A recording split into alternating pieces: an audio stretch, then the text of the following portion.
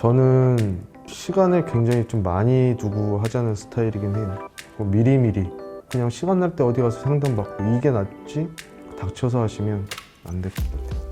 네, 안녕하세요. 컬처럴트 임용훈입니다.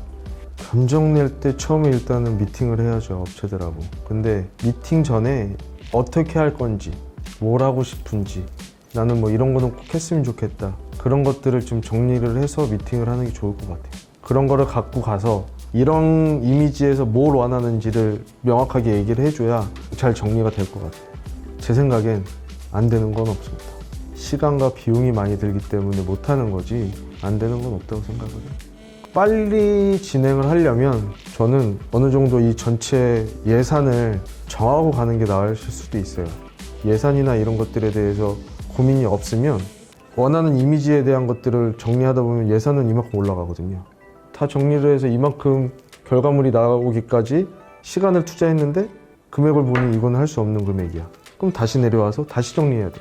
그래서 아예 그냥 마음속에 금액을 정하고 이 정도 버젯 예산 안에서 하고 싶다. 근데 인테리어가 하다 보면 금액이 줄어드는 일은 없어요. 아니, 그거는 무작정 요청하시면 돼요. 일단 여기에서 뭐 이런 공간을 만들고 싶은데 상담 좀 합시다, 이렇게 요청을 하시면 되는 거지. 그거에 대해서 우리 뭐 물건 살 때 안 들어가는 거 아니잖아요. 그렇게 보시면 됩니다. 저는 시간을 굉장히 좀 많이 두고 하자는 스타일이긴 해요. 보통 아파트들이나 일반 소규모 공간 같은 경우는 한 달에서 한 달 반 정도면 어느 정도 다 정리가 되거든요. 그러면 그 앞 단계를 준비하는 거는 그거보다 더 많은 시간을 할애해야 된다 라는 기준이에요.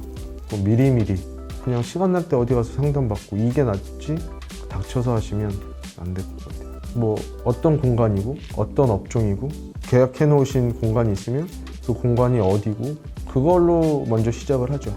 집이라고 하면 몇 인 가족이고 뭐 상업 공간이면 뭐 어떤 업종인지 그런 것들 업체에서 듣고 그런 것 정리해서 이제 말씀드리는 거예요.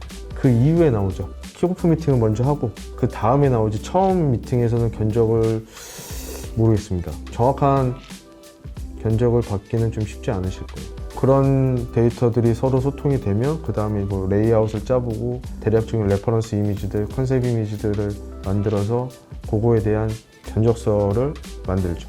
그렇게 되면 이제 이 결과물을 가지고 또 다시 한번 리뷰하면서 넣고 빼고 수정할 거 수정하고 하면서 계속 그런 과정이 좀 많이 필요해요.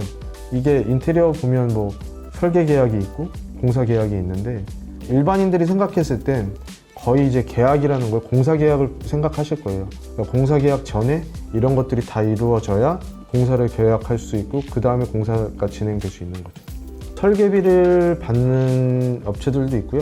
설계비가 없이 진행하는 업체들도 있고 그거는 좀 업체마다 성향이 좀 다른 걸로 알고 있습니다. 그러니까 가견적서 이런 것들은 그냥 가견적서죠.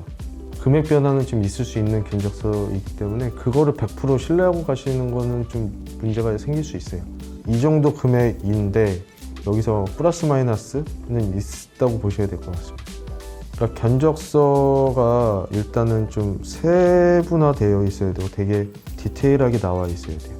공정마다 다 나눠져서 그거에 대한 자재면 자재에 대한 수량, 뭐 인건비면 인건비에 대한 수량, 그런 것들이 다 세분화되어 있어서 그런 견적서를 받으셔야 견적 비교만 하시더라도 그게 가능한데 이게 그냥 우리가 뭉뚱그려서 얼마입니다, 이런 견적서를 받으시면 비교를 해드릴 수가 없어요.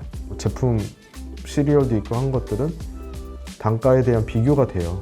그런 것들이 없이 그냥 타일 공사 얼마, 설비 공사 얼마, 도장 공사 얼마 이렇게 받으시면 비교가 어렵습니다. 그러니까 저희는 굉장히 세분하게 견적서를 작성을 하거든요. 어떤 분들은 그러세요. 그래서 얼만데? 라고 하시는 분들도 있는데 이런 것들을 세분화해서 드리는 거는 그냥 우리의 해야 할 일이라는 거죠. 그렇게 생각하기 때문에 저희는 굉장히 세분화돼서 넣어드려요. 그러니까 제가 의견을 드리는 건 할 때 한꺼번에 다 하시는 게 나은 것 같아요. 전체적인 공간 안에 들어가는 구성 요소들인데 이거를 따로 진행을 하시면 전체적인 느낌이나 이런 것들이 좀 망가지는 경우도 있긴 하거든요. 특히 가구나 이런 것들은 같이 하시는 게 맞을 것 같고, 그러면서 이제 가전은 난 어떤 걸 넣을 계획이다. 데이터를 알려주시면 그거에 맞춰서 뭐 빌트인 타입이든 뭐 이런 것들을 업체에서 다 계획을 잡아드리죠. 평단가가 정확한 기준은 될 수가 없고요. 대략적으로 정말 각연적보다 더 포괄적으로 잡아서 이 정도 평단가일 것 같습니다. 아니면 이 정도 평단가를 원합니다. 이런 말로 시작이 되는 거죠. 금액에 대한 거는. 그러면서 거기에서 점점 더 세분화시켜서 진행을 해야 되는 거고요. 두 가지가 있죠. 우리말로 이제 바가지를 쓴다거나 아니면 디테일 차이가 굉장히 많을 수도 있어요. 시공에 대한 설계 디테일, 디자인 디테일이 우리가 딱 봤을 때는 많이 느끼지는 못하지만 그런 디테일의 차이, 시공법의 차이 그런 것들이 있죠. 쌍공사는 그런 분들도 계세요. 그게 되게 잘못되거나 그런 거는 아닌데 업체 사장님들이 다 하시는 부분들도 있어요. 그런 공사를 정말 고급 공사와 비교를 하면 그거는 좀 문제가 있다고 생각을 해요. 고급 주택, 고급 상공간 이런 공간의 인테리어와 그냥 우리가 평범하게 볼 수 있는 공간의 인테리어는 좀 다르다. 일단 비용이 다르고 시공법이 다르고 그런 부분이 있다. 업체를 한번 미팅을 해보시고 미팅을 여러 업체를 하다 보면 소통이 잘 된다거나 나의 니즈를 좀 잘 파악한다거나 그런 업체들이 있을 거예요. 근데 그것만으로 혹해서 계약을 하시는 거는 좀 아닌 것 같고요. 그거 외에 회사에서 진행했던 프로젝트들 그런 것들도 함께 보시고 데이터들을 얼마나 성심성의껏 만들어 주는지 그런 것들도 좀 보셔서 전반적인 거를 좀 보셔야 될 것 같아요. 공사 진행 과정을 내가 가겠다는데 뭐 이렇게 좀 불편한다거나 그건 저는 사실 좀 의아한 부분이기는 해요. 저는 오히려 자주 오세요. 네, 아 오셨어요? 그렇게 하면서 오면 또 설명해드리고 진행 과정을 좀 보셔야 아 이게 이렇게 진행이 되는구나. 왜냐면 소비자들도 알아야 되거든요. 예를 들면 뭐 하자가 생겼을 때도 우리가 이제 업체에서 설명하기에 또 편한 부분도 있고 끝난 다음에 제가 생각했던 게 이게 아닌데요 라는 경우도 되게 많아요.